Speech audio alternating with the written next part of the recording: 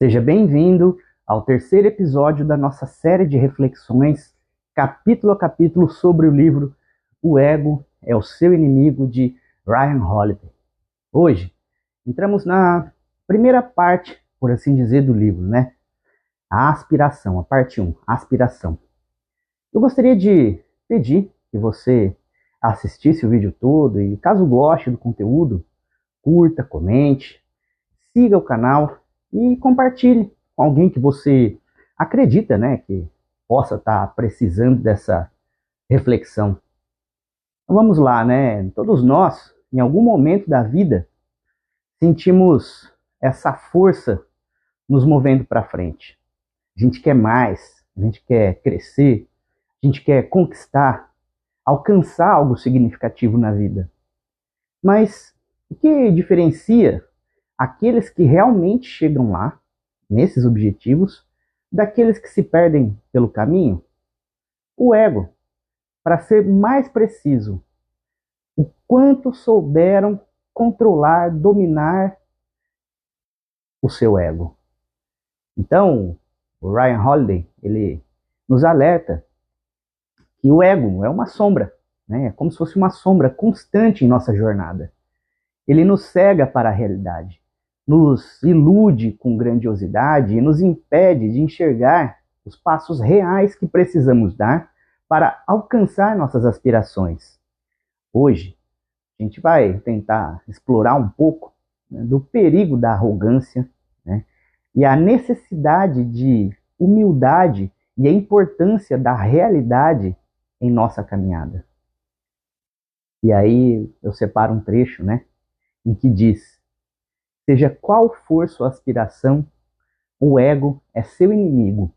Ele é um cirurgião ousado, cujas mãos não tremem ao fazer uma operação em si mesmo. E ele costuma ser igualmente ousado ao não hesitar em erguer o mistério ou o misterioso véu da autoilusão, que esconde de sua visão as deformidades da própria conduta. Bom, essa é um trecho, uma ideia do Adam Smith, que Holiday utiliza para abrir o capítulo da aspiração. Aqui, a gente vê que o ego nos engana. Ele nos faz acreditar que somos especiais, que sabemos de tudo, que somos destinados ao sucesso simplesmente por sermos quem somos. Mas essa ilusão pode ser fatal. A verdadeira grandeza não vem de quem acredita ser grande, mas, na verdade, de quem está disposto a trabalhar, a aprender, a crescer e, principalmente, a reconhecer que não se sabe de tudo. Outro trecho. Isócrates começou informando o jovem demônico de que nenhum adorno lhe cai tão bem como a modéstia, a justiça e o autocontrole, visto que essas são as virtudes por meio das quais, como todos os homens concordam, que a natureza do jovem é refreada. Bom, e aqui nesse trecho, né, Holiday, ele conta que Isócrates era tutor do jovem aristocrata demônico, né, e também Isócrates era um grande amigo do falecido pai do demônico, né, e já desde da Grécia Antiga, já se sabia que a juventude e a ambição são um terreno fértil para o ego. Isócrates alerta que, sem modéstia, sem justiça e sem autocontrole, a energia da juventude pode se tornar destrutiva ou até autodestrutiva. E é o que a gente vê nos dias de hoje não é diferente. Quantos talentos promissores não caem porque acreditam demais em si mesmos, sem preparo, sem disciplina, apenas porque são determinados por desejo de fama, desejo de glória, de poder, de influência, de dinheiro, luxúria ou soberba. Agem sem propósito, sem disciplina, sem ética e sem moral, sem estarem de fato conectados com um todo, com algo maior, com uma ideia de um bem maior. pratique o autocontrole, ele disse, alertando o demônico sobre o perigo de se deixar levar pela força do temperamento, do prazer e da dor. E abomine bajuladores do mesmo modo que faria com trapaceiros, pois que ambos, conquistada a confiança, ferem quem neles confia. Bom, e o Isócrates queria, né, que o demônico fosse afável em seu trato com aqueles que o abordarem e jamais soberbo, pois que até os escravos têm dificuldade de suportar o orgulho do arrogante. E o demônico também, o Isócrates, né, ele também queria que o demônico fosse lento na deliberação, mais rápido na execução de suas decisões, né? É melhor você demorar para tomar uma decisão e agir de forma rápida do que o contrário, né? E aí ele diz também que a melhor coisa que temos em nós é o bom julgamento. Treine constantemente seu intelecto. Ele também instrui, pois o que há de mais grandioso na menor das bússolas é uma mente sã em um corpo humano. O ego quer nos convencer de que já somos grandes, mas é a humildade que nos permite, de fato, nos tornarmos verdadeiramente grandes. E aí é possível, né, que você já tenha ouvido algum desses conselhos, já que 2000 anos depois eles chegaram a William Shakespeare, que costumava alertar contra o ego desenfreado. E aí, usando essa mesma carta como modelo em Hamlet, Shakespeare coloca as palavras de Isócrates na boca do personagem Polônio, em um diálogo com seu filho Laertes. E aí, esse discurso, né, caso você não conheça, termina com essa pequena estrofe. E acima de tudo, ser fiel a ti mesmo, pois então, como a noite e o dia, tu não poderás ser falso para com homem nenhum. A Deus, que minha bênção amadureça isso em ti. As palavras de Shakespeare, por sua vez, chegaram a um jovem oficial militar dos Estados Unidos, chamado William Tecumseh Sherman, que viria a se tornar talvez o maior general e estrategista dos Estados Unidos, né? Sobretudo naquela época da Guerra Civil norte-americana. E é possível, né, que o Sherman nunca tenha ouvido falar de Isócrates, mas ele amava a peça do Shakespeare e inúmeras vezes citou esse mesmo discurso. E aí o Holiday diz que Sherman abriu mão da patente, preferindo de bom grado ajudar e fortalecer o general Ulysses S. Grant, em vez de dar ordens. E aí ele dizia: este é seu show, né, disse Sherman a Grant, em um bilhete que acompanhou o carregamento de suprimentos. E dizia, né, se eu puder ajudar de algum modo, mande me chamar. Enquanto os outros generais aí de Lincoln brigavam entre si por poder e reconhecimento pessoal, Sherman, ele abriu mão da patente, preferindo de bom grado ajudar e fortalecer Grant, em vez de estar acima, de estar no topo, de dar ordens, de estar na vitrine. Ao contrário de Napoleão Bonaparte, por exemplo, que surgiu do nada e desapareceu fracasso de forma igualmente rápida. A ascensão de Sherman foi lenta e gradual.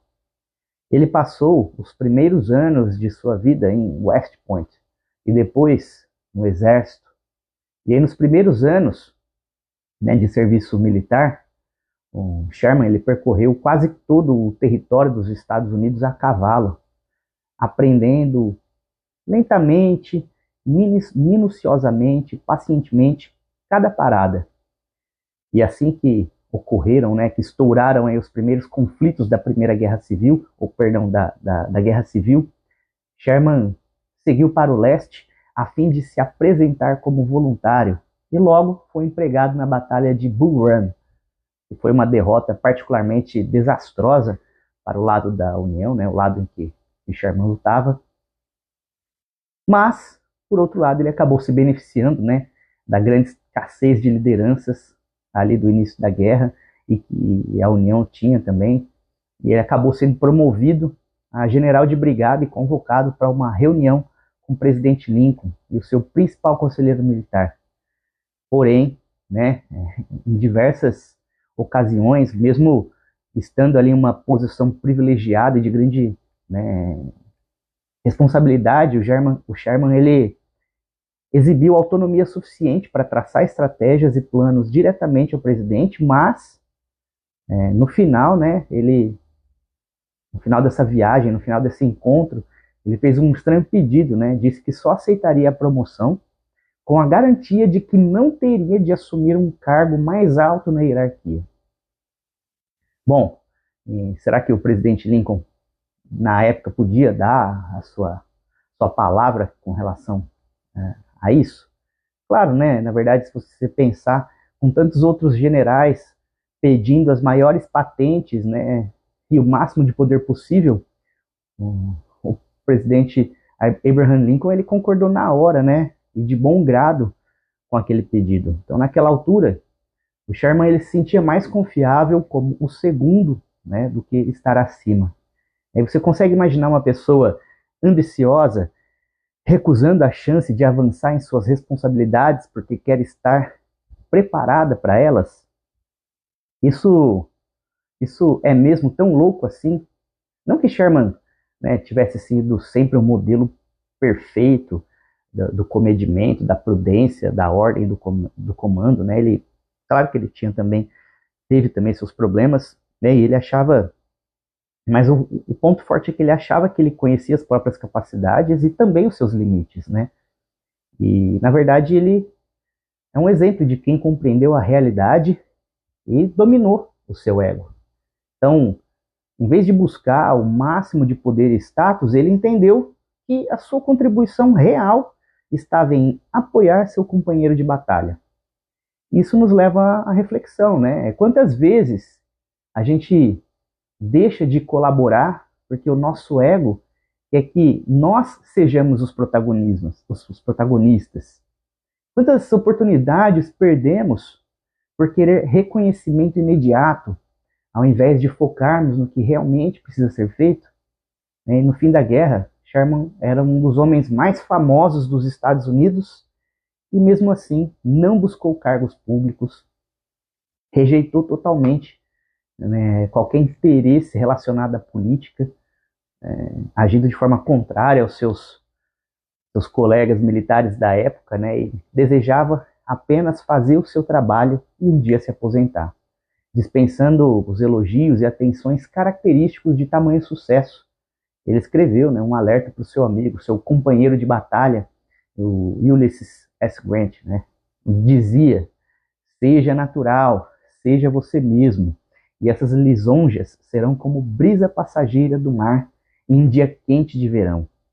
Um dos biógrafos de Sherman captou o homem e suas realizações únicas em uma passagem notável, né? E é por causa dessa passagem que ele serve de modelo nessa fase da nossa escalada, né? Nessa fase da aspiração. Entre os homens que ascendem à fama e à liderança, a gente pode reconhecer dois tipos: aqueles que acreditam em si mesmos desde o berço, e aqueles em que isso se desenvolve lentamente, dependendo de realizações concretas. Para os homens do último tipo, seu próprio sucesso, seu próprio crescimento é uma surpresa constante, e os seus frutos são os mais deliciosos, ainda que sejam saboreados de maneira prudente e com a desconfiança inquietante de que tudo não passa de um sonho, de um momento, de uma efemeridade, né? Bom, e aí é nessa dúvida constante sobre o seu próprio sucesso, sobre a sua própria subida, que está a verdadeira modéstia, e não a dissimulação da autodepreciação insincera, né? Mas a modéstia da moderação, no sentido grego, é aprumo e não pose. Então, aqui ele não está falando de uma falsa modéstia, né? Modéstia no sentido de você sempre questionar mesmo o seu caminho, o seu sucesso. Então a gente deve se perguntar, né? a crença em si mesmo não se baseia em realizações concretas, então, em que ela se baseia? Quando a gente está apenas começando, muitas vezes a resposta é em nada. Ego. E é por isso que assistimos com tanta frequência a ascensões incríveis seguidas de quedas calamitosas. Então, que tipo de pessoa você será? Como todos nós, Sherman precisou equilibrar talento, ambição e intensidade, né? E aí, sobretudo quando ele era jovem.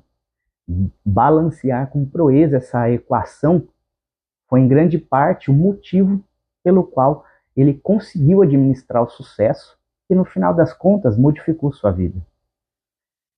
E aí é provável até que soe estranho, né? Enquanto Isócrates e Shakespeare desejavam que fôssemos independentes, automotivados e governados por princípios, a maioria de nós foi treinada para fazer o oposto. A nossa geração, né, os nossos valores culturais quase que tentam tornar a gente dependente de validação externa, da ideia de merecimento, né? Uma geração governada por emoções, né? Aquela coisa de você pode tudo desde que você queira, né? Uma ilusão. E aí a gente pode dizer que a capacidade de autoavaliar nossas próprias habilidades é o maior talento de todos. Sem ela, o aperfeiçoamento se torna impossível. Então, a autorreflexão, é claro, é uma habilidade essencial. O ego cega a gente, né, para os nossos defeitos e fraquezas, nos convencendo de que já somos excelentes. Mas quem realmente cresce, quem realmente evolui, é aquele que tem coragem de se olhar no espelho e perguntar: onde eu preciso melhorar? Quais são meus limites? Quais são minhas fragilidades? Quais são as minhas fraquezas? E isso de forma sincera, diagnóstica. Então, Sherman não se via como o melhor, mas como alguém em constante aprendizado. E essa mentalidade o levou ao sucesso. O que aconteceria se a gente começasse a aplicar isso nas nossas vidas? Tá? E aí, a gente percebeu, né, que o ego ele pode ser um obstáculo invisível que impede o nosso crescimento, que distorce a nossa percepção de realidade. E aí, o segredo para vencer essa barreira está na humildade, na disciplina, na capacidade de aprender continuamente, na modéstia, no autocontrole. E aí, a gente tem que lembrar que o ego ele quer sempre o contrário disso. O ego ele quer que a gente fique arrogante, se mantenha arrogante. Né? Mas a realidade nos pede humildade. Então, se a gente quer conquistar algo verdadeiro, se a gente quer alcançar nossos sonhos e sem perder, né, sem se perder, sem perder nossa identidade, quem somos pelo caminho, a gente precisa olhar para dentro, reconhecer limitações e seguir em frente, sempre com sabedoria, com autorreflexão, com autoanálise, tá? Bom, e é isso, né? Eu acho que a grande lição aqui que fica é, sobretudo quando a gente é jovem, mas acho que isso não acontece só com jovens, tá? A dificuldade, acho que a primeira dificuldade é refrear, é frear instintos, impulsos, busca de prazer, busca de fama, busca de glória, busca de poder, ou busca de realização, assim, por determinações fracas, né? Isso como sucesso, dinheiro, poder, fama, glória, enfim. Aquela coisa de você querer mostrar um status e uma posição, acho que a primeira dificuldade é essa, mas acho que a segunda dificuldade é quando você tenta frear isso aí, né, ter uma análise, uma disciplina sobre isso, acho que a segunda dificuldade mas então, que medida o sucesso, ou a ambição, ou a busca, a conquista é boa? Então, acho que a medida é a realidade, é a humildade, é a identidade, é a sabedoria. Eu acho que a medida é sempre saber buscar um propósito. Você está realizando aquilo para satisfazer algo do seu ego, ou você está fazendo aquilo para satisfazer algo, um propósito maior, né? E aí o exemplo do Sherman é interessante. Ele poderia ter entrado em batalhas, por exemplo, para satisfazer o seu ego, em busca de vitórias, porque isso tornaria famoso, mas na verdade a estratégia dele era evitar batalhas, né? Era avançar com as tropas, evitando batalhas desnecessárias, ou fazendo batalhas assim, cirúrgicas, batalhas não frontais, que não utilizassem recursos nem vidas humanas. E aí com a ideia de alcançar território. Então ele podia querer buscar mais batalhas para vencer batalhas e ter um status, uma fama de líder militar vencedor. Mas não, por conhecer tão bem o território, né, ele passou a vida toda ali em postos militares desvalorizados, que quando chegou a guerra de fato, ele sabia percorrer pelos melhores territórios, evitando conflitos, evitando batalhas, economizando recursos, economizando vidas, né? E aí ele não ficou famoso necessariamente por isso. Ele inclusive recusou cargos, né, do topo, cargos de general. Ele recusou a política, mas ele estava servindo a um propósito maior. Então ele satisfez, ele cresceu, ele evoluiu, ele atingiu seus objetivos dentro do propósito, mas ele não estava atendendo o seu ego. Então acho que essa é uma medida interessante, você saber qual é o seu propósito, a que você atende, né? E aí, sabendo a que você atende, com certeza você pode saber qual a medida do crescimento, qual a medida também do reconhecer a realidade e suas fraquezas, fragilidades, naquilo que você tem que se aprimorar, de fato, para o que vai beneficiar o propósito, não você, né? E aí, depois lá na frente, a gente vai ver como que isso é uma minúcia, né? Um detalhe entre o ego e a confiança, né? É você saber diferenciar esses detalhes. Mas eu acho que a lição desse vídeo de hoje, né, sobre a aspiração é: você deve aspirar, você deve crescer, né? Mas calma, você está atendendo aqui. Você vai se tornar um servo do seu ego, de desejos, de paixões, de impulsividades, ou você vai atender, ou o seu crescimento vai servir a um propósito maior, tá? Eu acho que essa é a grande lição aqui que fica para nós nessa parte da aspiração. E a parte da aspiração, ela compreende vários outros tópicos menores, e aí que seria uma introdução à ideia de aspiração, que é a parte 1 do livro, a qual ele divide em 3, né? Depois a gente vai percorrer por todos esses tópicos menores dentro da ideia de aspiração, tá certo? Eu gostaria de agradecer se você chegou até aqui, pedir seu apoio e compreensão. Esse vídeo era para ter sido postado 2 dias atrás, estou postando com 2 dias de atraso.